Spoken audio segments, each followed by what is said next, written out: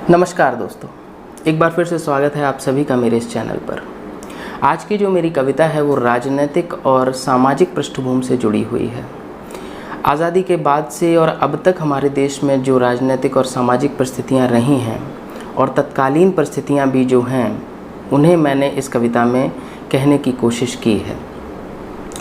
दोस्तों, कई बार होता है कि हम किन्हीं भी कारणों से किसी राजनीतिक या सामाजिक दबाव की वजह से सच को कहने से हिचकिचाते हैं, लेकिन मुझे ऐसा लगता है कि एक जिम्मेदार नागरिक होने के नाते हमें अपनी बात को खुलकर कहना चाहिए। और अगर आप लेखन से जुड़े हुए व्यक्ति हैं तो आपकी ये जिम्मेदारी और भी बढ़ जाती है कि आप बेबाकी से अपनी बात कहें और जिस तरह की सच्चाई है, जो समाज की और देश की जो सच्चाई है, उसको आप जैसे का तैसा बयां करें, जैसे का तैसा लिखें।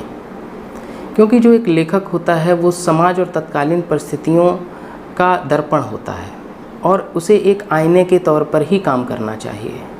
अगर आईना ही झूठ बोलने लगे तो हमें कभी भी अपनी कमियों का कभी पता भी नहीं चलेगा। हम ये जान भी नहीं पाएंगे कि आखिर क्या कमी है। और दोस्तों, जब तक हम कमियों को या समस्याओं को स्वीकार नहीं करते, जब तक हम ये मानते नहीं हैं कि समस्या है कोई, तब तक हम उसके समाधान की भी बात नहीं कर सकते। क्योंकि हमने तो ये माना ही नहीं है कि कोई समस्या है। जब हम ये मानेंगे कि हाँ समस्या है, तब हम ये कोशिश करेंगे कि आखिर क्या समस्या है, आखिर इसका क्या समाधान हो सकता है। तो मुझे लगता है कि अगर हमें किसी भी तरह से कोई वांछित परिणाम नहीं मिल रहे हैं या हमें निराशा हमारे हाथ लग रही है, उसका कारण कोई भी हो सकता है, किसी भी सामाजिक या राजनीतिक कोई भी उसका कारण हो सकता है। मैं ये नहीं कह रहा कि कोई व्यक्ति विशेष उसके लिए जिम्मेदार होता है, लेकिन अगर हमें सही परिणाम नहीं मिल रहे हैं तो कहीं ना कहीं कोई ना कोई समस्या तो ज़रूर है। हमें अंतरावलोकन करने की आवश्यकता है। और अगर इतिहास उठाकर हम देखें तो जिन लेखकों और कवियों ने अपने लेखन में पूर्णतया सच्चाई को दर्शाया है, उन्हें जीते जी कभी भी वो सम्मान नहीं मिला जिसके कि वो हकदार थे, बल्कि उन्हें विरोध और तिरस्कार झेलना पड़ा। ये विरोध और तिरस्कार वो जिस समाज के लिए झेलते रहे, जिस समाज के लिए सहते रहे, वही समाज उनके विरुद्ध खड़ा था। लेकिन जैसे ही समय गुजरता है तो उस लेखन का और उनकी कही बातों का महत्व समझ में आने लगता है। और ये मुझे लगता है कि जीते जी भले ही उन्हें कोई पुरस्कार ना मिले हों, वो सम्मान ना मिला हो, लेकिन मरणोपरांत वो याद किए जाते हैं। उन्हें लोग सम्मान की दृष्टि से उनकी कृतियों को, उनकी कविताओं को, उनके लेखन को पढ़ते हैं। मुझे लगता है कि ये सबसे बड़ा सम्मान है एक लेखक के लिए, एक कवि के लिए, ये सबसे बड़ा पुरस्कार होता है। तो इसीलिए वो अपने जीवन में कभी भी इन चीज़ों से घबराए नहीं, क्योंकि उन्हें पता था कि वो जो कार्य कर रहे हैं, वो जो धर्म निभा रहे हैं, वो किंचित मात्र भी गलत नहीं है। दोस्तों, इंदिरा जी के शासनकाल में जिस समय इमरजेंसी का दौर था, 1975 के दौरान में जो इमरजेंसी का दौर था, उस समय एक बहुत ही प्रसिद्ध कवि हुए हैं, कवि दुष्यंत कुमार। उन्होंने शासन और सत्ता के विरोध में बहुत कुछ लिखा, बेबाकी से बहुत कुछ कहा। उनकी जो गज़लें थीं, जो कविताएं थीं, उन्होंने जन आंदोलन में, और जो उस समय जेपी का जो एक जन आंदोलन चल रहा था बहुत बड़ा, उसको एक भारतीय लोकतंत्र में एक यज्ञ की संज्ञा दी गई है। तो उस यज्ञ में उनकी कृतियों ने घी का काम किया, आहुति का काम किया। उसी समय की, उसी दौरान की एक उनकी बहुत ही प्रसिद्ध गज़ल है, आपने सुनी भी होगी, मुझे स्मरण है तो मैं आपको सुना देता हूँ कि हो गई है पीर पर्वत सी पिघलनी चाहिए, इस हिमालय से कोई गंगा निकलनी चाहिए। हो गई है पीर पर्वत सी पिघलनी चाहिए, इस हिमालय से कोई गंगा निकलनी चाहिए। आज ये दीवार पर्दे की तरह हिलने लगी, शर्त लेकिन थी कि ये बुनियाद हिलनी चाहिए। हर शहर में, हर नगर में, हर गली, हर गांव में हाथ लहराते हुए हर लाश चलनी चाहिए। सिर्फ हंगामा खड़ा करना मेरा मकसद नहीं, मेरी कोशिश है कि ये सूरत बदलनी चाहिए।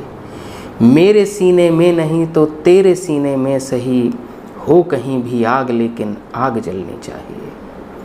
तो दोस्तों, इस तरह का लेखन करना बहुत ही साहस का कार्य है। शासन और सत्ता के खिलाफ लिखना बहुत ही साहस का कार्य है। और इस तरह का, क्योंकि उन्हें लेखक को इसके बदले विरोध ही मिल रहा होता है, तिरस्कार ही मिल रहा होता है, बहुत कुछ झेलना पड़ता है, फिर भी वो ऐसा करते हैं। ये अपने आप में बहुत बड़ा त्याग है, हमें इसका सम्मान करना चाहिए। दोस्तों, हमारी अपनी व्यक्तिगत राय कुछ भी हो सकती है। लोकतंत्र में अलग अलग राय होती हैं और हर राय का सम्मान होना चाहिए। हम किसी की एक जो विचारधारा है या उसकी राय है, उससे हम इत्तेफाक रखें ना रखें, हमारी विचारधारा उससे कुछ अलग हो सकती है, लेकिन जो एक नफ़रत और घृणा और द्वेष की जो भावना हम अपने अंदर पाल लेते हैं इस वजह से, ये बिल्कुल गलत है। क्योंकि दोस्तों, अक्सर ये होता है कि हम अपने बारे में भी कई बार श्योर नहीं होते, कई बार हमारा अपने बारे में भी एक दृढ़ राय नहीं होती। अक्सर ये होता है जीवन में कि हम किसी चीज़ के बारे में कुछ और सोच रहे होते हैं और एक समय बीत जाने के बाद हमारी राय बदल जाती है। हम कहते हैं नहीं, हम गलत थे, ये ऐसा नहीं, ऐसा है। और अगर आज का जो समय है उसमें अगर आप किसी के पास जाएं और उससे ये कहें कि दोस्त, शुभचिंतक होने के नाते मैं तुम्हें कुछ कहना चाहता हूँ, तुम में ये कमी है, इसमें तुम्हें सुधार करना चाहिए, ये कमी, तो वो शायद एक बार सुन लेगा, अपने बारे में सुन लेगा, जबकि उसे खुद के बारे में सबसे ज़्यादा पता है। लेकिन एक व्यक्ति विशेष जिसको वो एक तरह से एक नुमाइंदगी करता है या वो उसका रहनुमा है, जो भी कह लें, तो उसके बारे में एक शब्द भी नहीं सुनेगा, क्योंकि वो जीवन में जबकि उससे नहीं मिला, उसको व्यक्तिगत रूप से नहीं जानता, लेकिन उसके बारे में वो पूरी गारंटी ले लेगा। अगर आप उसके परिवार के सदस्य के बारे में कुछ कहें, उसके भाई के बारे में कुछ कहें, तो वो मान लेगा। तो ये बहुत ही विरोधाभासी चीज़ है।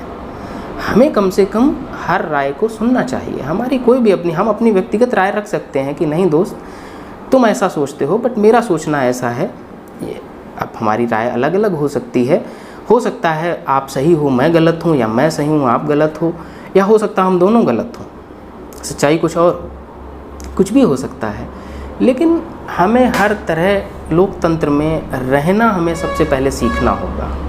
हम सबसे बड़ा, भारत सबसे बड़ा लोकतंत्र है, विश्व का सबसे बड़ा लोकतंत्र है, और इतने साल से हम इस लोकतंत्र में रह रहे हैं, फिर भी कहीं ना कहीं हमने कुछ नियम, कायदे, कानून अभी तक सीखे नहीं। दोस्तों, कोई भी व्यक्ति हो, कोई भी, चाहे वो इंस्टीट्यूशन हो, चाहे वो संस्था हो, चाहे वो उच्च अधिकारी हो, चाहे वो कर्मचारी हो, चाहे वो सत्ता हो, शासन हो, जिस भी व्यक्ति के काम की आपको समीक्षा करनी है, उस व्यक्ति के आप फैन नहीं हो सकते, उस व्यक्ति के आप अंधे भक्त नहीं हो सकते, क्योंकि आपको उसके काम की समीक्षा करनी है। हर व्यक्ति का एक कर्तव्य है, कोई भी संदेह से परे नहीं है, कोई भी व्यक्ति हो वो। तो अगर हम किसी के कार्य की समीक्षा करते हैं तो इसका मतलब है कि हम एक जिम्मेदार व्यक्ति हैं। और दोस्तों, जब तक हम एक जिम्मेदार व्यक्ति नहीं हैं, तब तक हम राष्ट्रभक्त तो कभी भी नहीं हो सकते, ये तो आप भूल जाइए।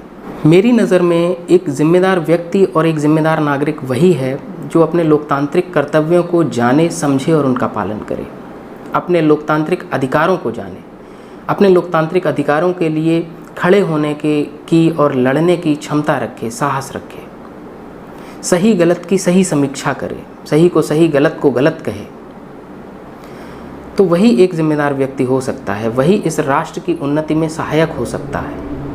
दोस्तों, कई बार ये होता है कि जब भी कोई जनप्रतिनिधि या कोई भी नेता हमारे बीच में आता है, और तो कई बार ये होता है कि हम अपने व्यक्तिगत लाभ के लिए उससे अपने अधिकारों की मांग नहीं करते, हम उसे उसका कर्तव्य याद नहीं दिलाते हैं, क्योंकि हम कुछ ना कुछ हम ये चाहते हैं कि हमारे व्यक्तिगत संबंध ना खराब हो जाएं।